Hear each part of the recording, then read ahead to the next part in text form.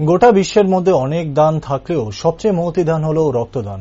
মানব সেবার প্রধান অর্ঘ্য হল রক্তদান। এই দানের সঙ্গে কোনো কিছুরই তুলনা চলে না।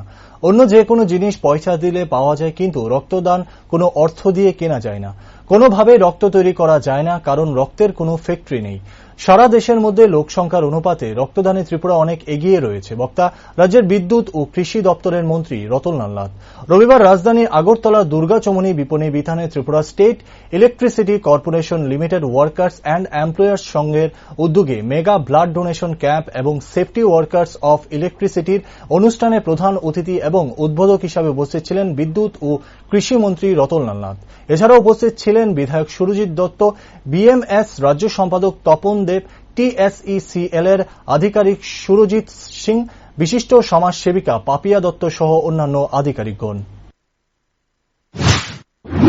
সবচেয়ে বড় হল রক্তদান।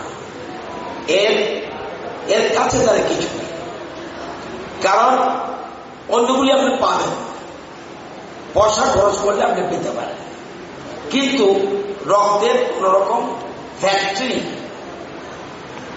বা রক্ত কোনো আপনি ইচ্ছা করলেই তৈরি করতে পারবেন না।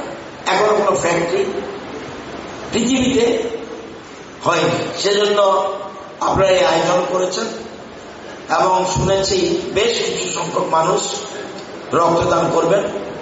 এবং বিশেষ করে আমাদের রাজ্যে ইদানিং রক্তদান সারা ভারতবর্ষের মধ্যে লোক সংখ্যার আনুপাতিক হারে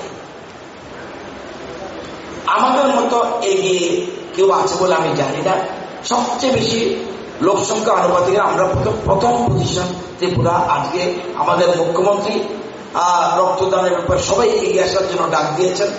আপনারা এই আমাদের বিদ্যুৎ দপ্তরে বিভিন্ন সংগঠন এই পর্যন্ত এই সংগঠন সহ 3টা সংগঠন পৃথকভাবে এখানে আমি আলোচনা অনুষ্ঠানে এসেছিলাম, আপনারা রক্তদানে এগিয়ে এসেছেন।